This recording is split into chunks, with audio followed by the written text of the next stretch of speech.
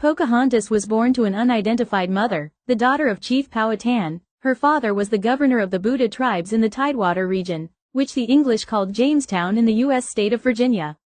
Pocahontas had several names, but the name Pocahontas, which means cheerful girl, was used to describe her cheerful nature.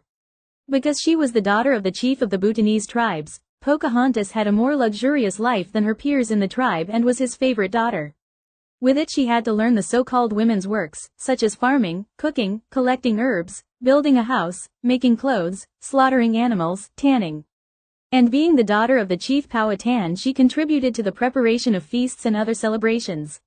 English colonists arrived in the New World during Pocahontas' childhood, and among them was John Smith, an English admiral, soldier and explorer who arrived in Virginia on a ship carrying other settlers with him to search for gold and was stealing gold from Indian tribal women. The English colony of Jamestown in the area had little experience in agriculture. They believed they had little to do upon their arrival and were only interrupted by gold. They believed they had found gold all over the world, enough for the pleasure of seizing it. When they learned there was no gold and they were working the land, they became exhausted and grew even more exhausted when they lost nearly half their number. They were provided with food, although it was not enough, and they were unable to help them. One day during their exploration of the Chickahominy River in the same year, a group of the Bhutan tribe captured John Smith during one of the hunting parties. The colonists liked to hunt, and when they could not find animals, they shot members of the Indian tribes, so they took John Smith to the Chief Powhatan's house. Pocahontas was young when Captain Smith was captured, held for several months, and Pocahontas got to know John Smith while in captivity. But his captivity did not continue. Her father, Chief Powhatan, decided to execute him, and the tribal ceremony was prepared for execution, where Adam Smith's head is placed between two rocks. But Pocahontas risked her life and put her head on his head to save him and stop this ceremony and prevented the execution of Adam Smith until he was released, and demanded that her father send him safely to Jamestown and Captain Smith returned to the colony. It is believed that Pocahontas accompanied her tribe members when delivering food to the settlers and came with her tribe members to deliver food to Jamestown. Her journey to Jamestown was an arduous and difficult journey. Pocahontas became known to the colonists as an important emissary of Chief Powhatan, and she sometimes helped to successfully negotiate the release of Powhatan prisoners to the English. Pocahontas became Smith's friend and helped the Jamestown colony, which she often visited. She came with her tribe every 4 or 5 days to bring food to the starving colonists who could not learn to hunt on their own and harvest what could be grown for their complete dependence on the natives. Her tribe did not accept the friendship between her and John Smith because they did not trust the white colonists, but she did not care about the words of her tribe and continued to meet with him. Relations between the English colonists and the Native Americans remained tense, further deteriorating after the hungry settlers needed more food, which the Native Americans could not provide them.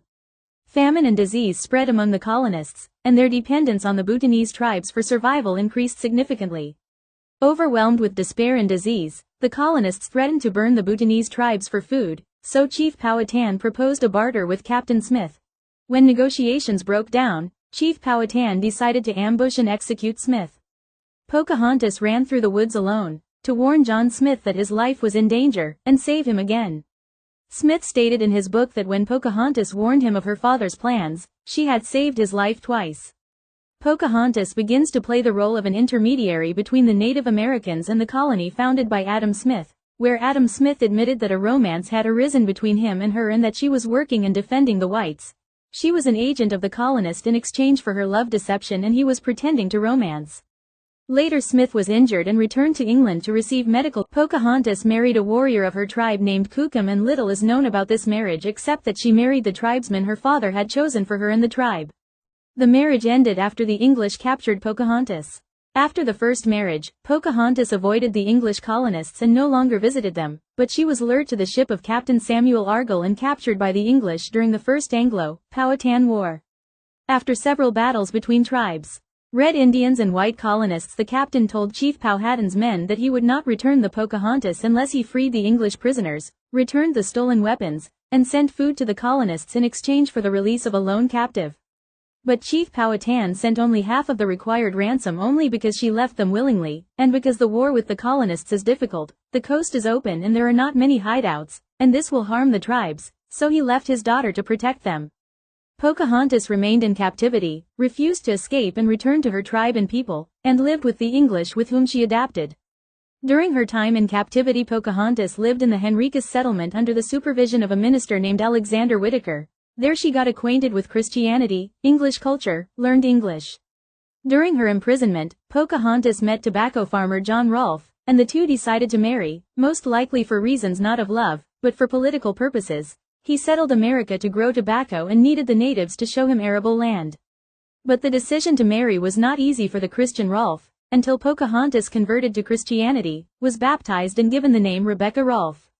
Rolfe and Pocahontas sent a marriage proposal to her father Chief Powhatan, as did Sir Thomas Dale, governor of Virginia. Pocahontas married Rolfe, and this marriage was a step to achieve his interests by returning her tribe and reconciling with them for the Tobacco Project, and in order to re-establish positive relations between the colonists and the Indians, so that this marriage would bring a season of peace to the colonists in the region. After the marriage of Rolfe and Pocahontas, which was the first recorded marriage in history between Europeans and Native Americans, the couple lived for 2 years on Rolfe's farm. Pocahontas gave birth to her only son Thomas. Pocahontas became a symbol of religious conversion from Native American tribes to Christianity. She brought Pocahontas to England to show what the colonial English called the possibility of taming the savages of the indigenous New World, turning them into civilized inhabitants. Together with her husband John Rolfe, along with Captain Argall and her sister Machna, she traveled to England on a propaganda campaign in support of the Virginia colony, arriving at Plymouth Harbor with a small group of native Virginians. He promoted her as a symbol of hope for the establishment of peace, good relations between the English and Native Americans. Pocahontas was invited to social events dressed in English costumes and presented as a princess to the English public. It was said about her that she was the daughter of the most powerful prince of the Powhatan Empire in Virginia. Pocahontas, then known as Rebecca Rolfe, was presented to the community as an example of human civilization thanks to the white man, and those who helped her to do this looked at her with admiration after she became, in their eyes, a barbarian who civilized, and her husband praised Rolfe for his achievement in bringing Christianity to pagan tribes and became an example of the success of the white man in taming the Indians. Pocahontas met King James I and Queen Anne and presented the king and queen with the image of a noblewoman, or Mrs. Pocahontas, whose dramatic self-sacrifice saved the lives of Smith and the inhabitants of the Jamestown settlement in Virginia and helped to promote white colonial interests among her people, especially in relation to the Virginia Company. Pocahontas represented to them a good version of the Native Americans. She admired and loved the white man, converted to Christianity, English culture, wanted to make peace with the English and was ready to live with them instead of living with her people, and married a man from them instead of marrying a member of her tribe. And all this makes white Americans feel good about their history and that they did not do anything wrong with the Indians, they were helping them to civilize, and the good ones like Pocahontas appreciated that, he said. But her tribe considered her a symbol of betrayal because she offered allegiance to the kings of England instead of loyalty to her father, the leader of the Indians. White recognized no king but King James. In their eyes, Pocahontas preferred living with the colonists and belonging to the Jamestown colony to living with her tribe, belonging to her people and land, and denied her origin, the culture of the Indians and their language. She learned the culture and language of the colonists, but they did not learn her culture and language. She was an agent who tried to help the colonists by extorting her tribe and saved the colonizer, but did not save her people, and married their enemy and a colonizer occupying the lands of her fathers and grandfathers. She stood on the side of the colonists and contributed to their victory over her people, who were defeated by the European force represented by John Smith and the first colonists, and did not help her tribe and her people to defend their rights, and they were weaker than the white militants. The white colonists left no room for the Indians, who believed that if they helped the whites with food and provisions, they would leave from where they came and that their visit to their land would not last long, and did not know that they came to take away their land and wealth. The indigenous peoples were subjected to colonization and invasion and went through suffering, pain, tragedies and tribulations, and this is what the Pocahontas family and its tribe suffered, but they did not care about the suffering of their people. The Powhatan people eventually concluded that the English had not settled Jamestown to trade but to seize land.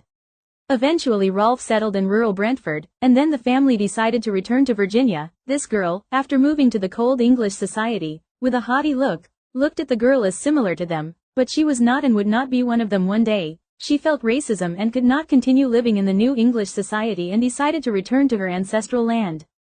But Pocahontas did not survive during the voyage due to her illness, and she had to disembark before crossing the Atlantic Ocean, where she died on the shore. There have been many rumors about the cause of her death. Some say that she died as a result of pneumonia or tuberculosis, while others attribute the cause of death to her infection with dysentery.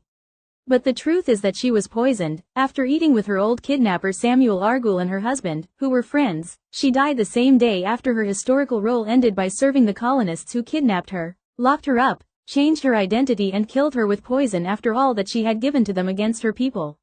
Among the descendants of Pocahontas and her father are many famous people, as well as a number of prominent families in Virginia whose roots go back to Pocahontas and Chief Powhatan through her son Thomas Rolfe.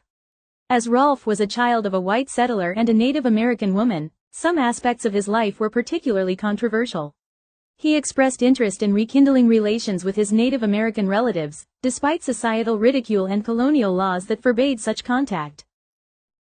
This story is real, of course. It is what John Smith mentioned in his memoirs that he was writing, and later these memoirs and this story spread, and the story of Pocahontas became a success for white culture. She denied her people and her clan and refused to return to them. Of course the whites contributed to the publication of this story. John Smith's goal was to make white culture dominant and the maker of civilization and civilization, and he succeeded in this. But the story of Pocahontas continues to tell a tragedy suffered by the Native American people. The Pocahontas are one of the most recognizable indigenous people in American culture, even today. Was Pocahontas forced to do what she did, or was it all she did with her consent?